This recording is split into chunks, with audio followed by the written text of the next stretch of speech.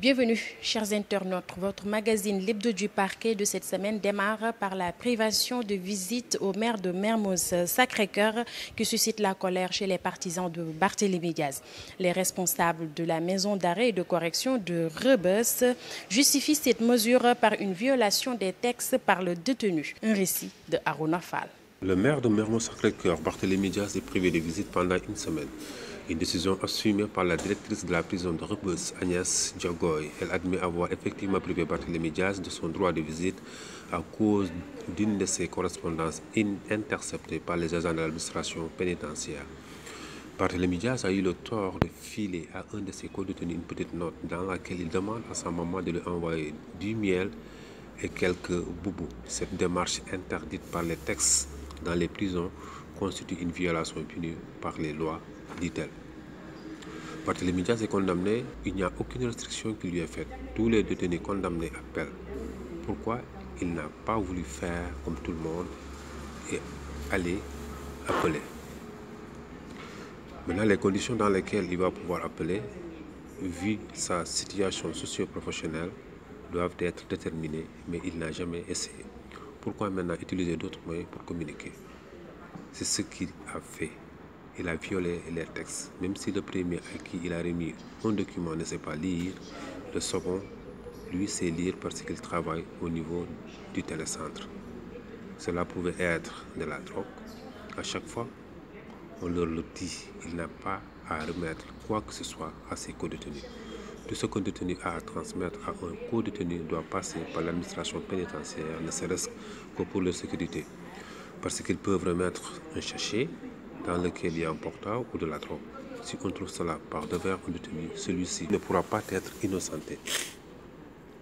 Il sera alors poursuivi, dit-elle. Elle ajoute que la transmission illégale de cette correspondance n'est pas née en l'espèce qu'un fait parmi tant d'autres reprochés à part. Après la découverte de ce document, on a initié des fouilles dans sa chambre. On a trouvé une poulie, une corde neuve et un bâton.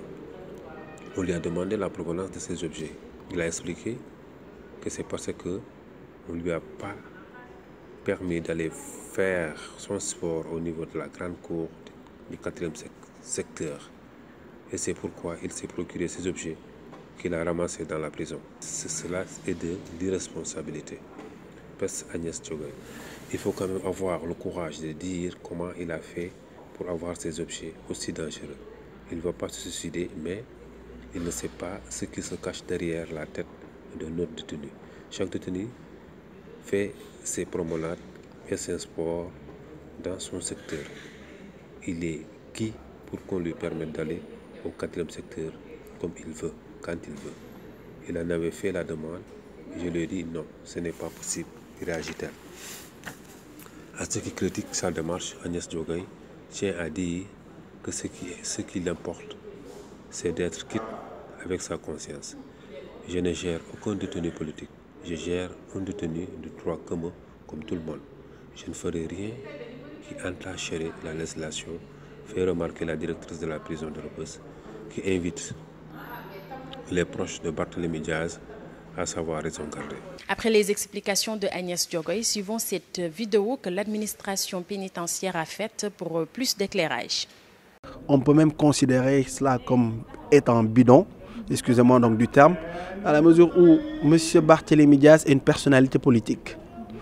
Donc il lui est reproché tout simplement d'avoir commissionné un de ses co-détenus pour appeler sa mère et lui demander de lui envoyer du miel.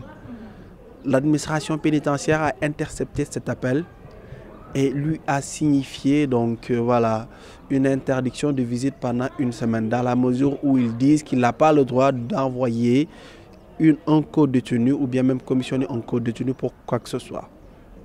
Donc c'est l'une des raisons, comme je l'ai dit, qui fait que M. Barthélémy Diaz a été interdit de visite pendant une semaine. Lundi, il n'a pas pu rencontrer les gens de son administration. Nous avons eu à entamer des négociations, c'est-à-dire les avocats ont eu à entamer des négociations avec l'administration pénitentiaire, mais qui restent déjà qui sont catégoriques par rapport à leur décision. Fraude au baccalauréat, les 39 prévenus jugés en audience spéciale à la barre du tribunal correctionnel de Dakar seront fixés sur leur sort le 12 juillet prochain, une date retenue pour le délibéré. Trafic de bois.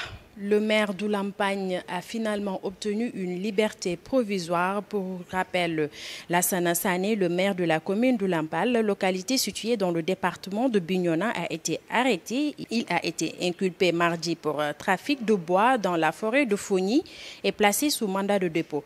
Il dénonce un complot politique ourdi par ses adversaires.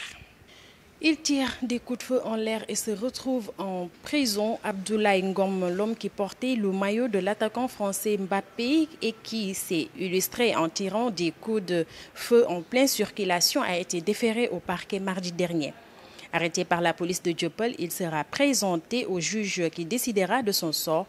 Abdoulaye Ngom, entrepreneur, a vu rouge lorsque le véhicule minicar a coupé sa trajectoire pour lui disputer la priorité sur l'axe Collège Sacré-Cœur et Boulangerie Jaune.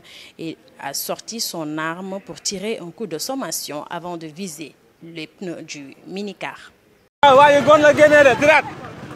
Sudah tahu wajib kau lagi ni. Tahu lah boy. Game tahu. Dah tahu. Wow, bom. Kerek. Yo kami tengah. Kerek bom. Kerek bom. Hei. Ini lagi sini lah, malam. Ini buat sama aja. Hei, du tira, tat lay def jëru ki la sama sol hey oui c'est dat non day bëtt na pëna bi da lay jam nga ma ay li hey bëtt na pëna bi da lay jam la la li mu fay man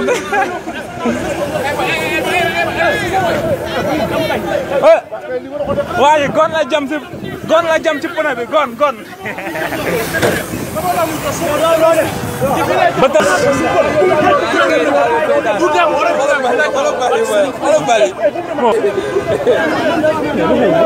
gaay bi way door ay gon bi way gon wala na baaw man.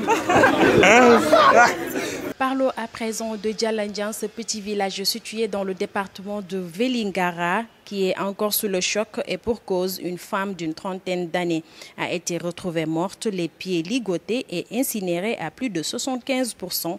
Épouse d'un immigré, la victime aurait été tuée par son amant d'une quarantaine d'années.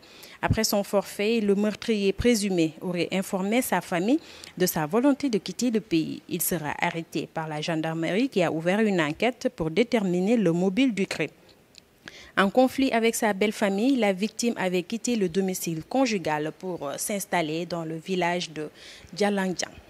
La mort suspecte d'un commerçant continue de susciter le débat. Modou Diop, commerçant à la Médina, est décédé alors qu'il était entre les mains des agents du commissariat central. Sa famille crie à la bavure alors que le bureau des relations publiques évoque une mort naturelle.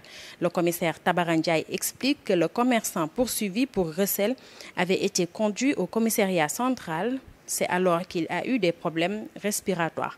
Conduit à l'hôpital principal de Dakar, il a finalement succombé. Une thèse battue en brèche par maître Hassan Diomandiaï. On évoque la thèse de la mort naturelle et concomitamment sur les réseaux sociaux, on voit les traces de sang qui ornent la chambre du défunt. On n'a pas le droit à ce stade d'orienter l'enquête et surtout de faire pression sur les médecins légistes.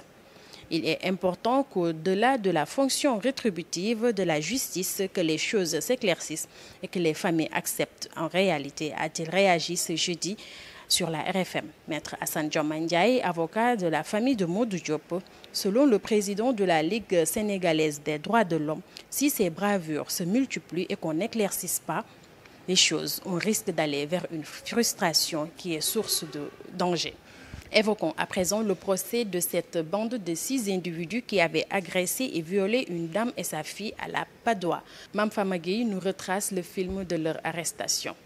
La dame Eska et sa fille MD ne vont jamais oublier la nuit du 6 janvier 2013. Ce soir-là, seule face à la bande de Boubacar Bangoura, composée de 6 malfaiteurs, elles ont été dépouillées de leur téléphone portable et de la somme de 12 millions de francs à hauteur de l'échangeur de la Padoua.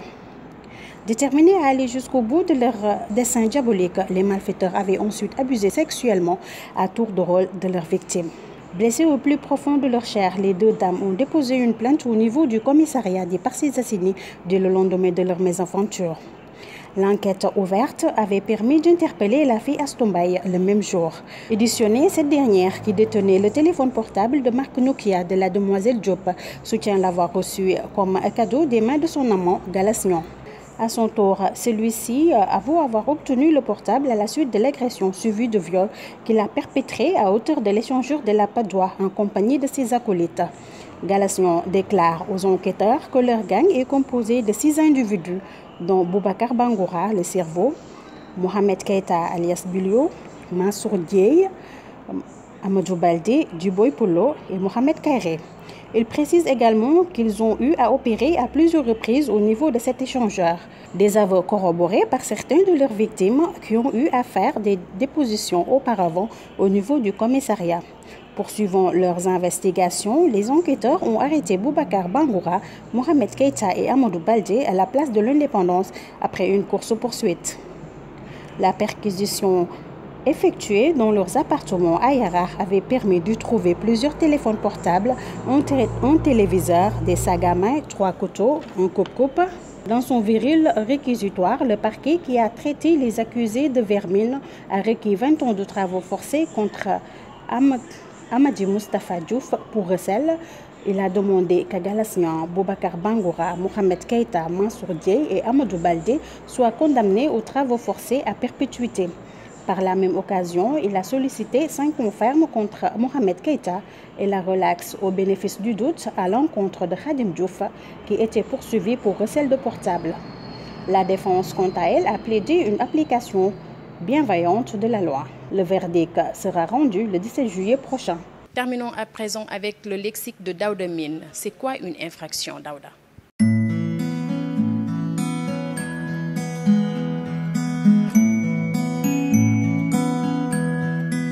L'infraction.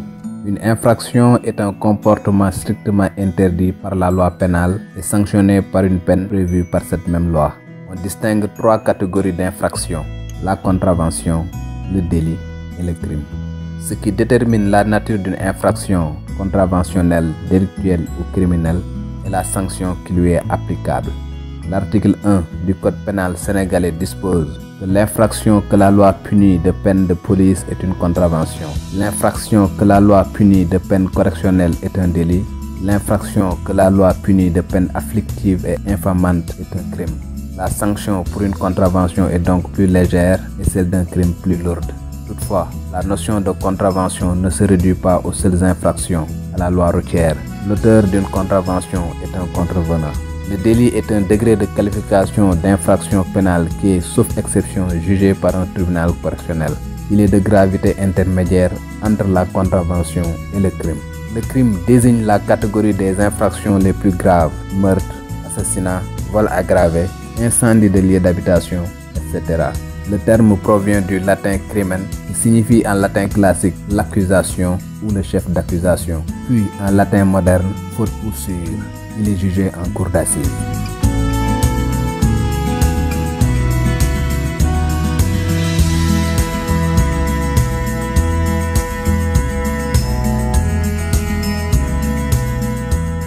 Chers internautes, c'était tout pour ce numéro d'aujourd'hui. Rendez-vous est prêt prochainement pour votre magazine L'Hebdo du Parquet. D'ici là, l'information continue sur www.igfm.sn.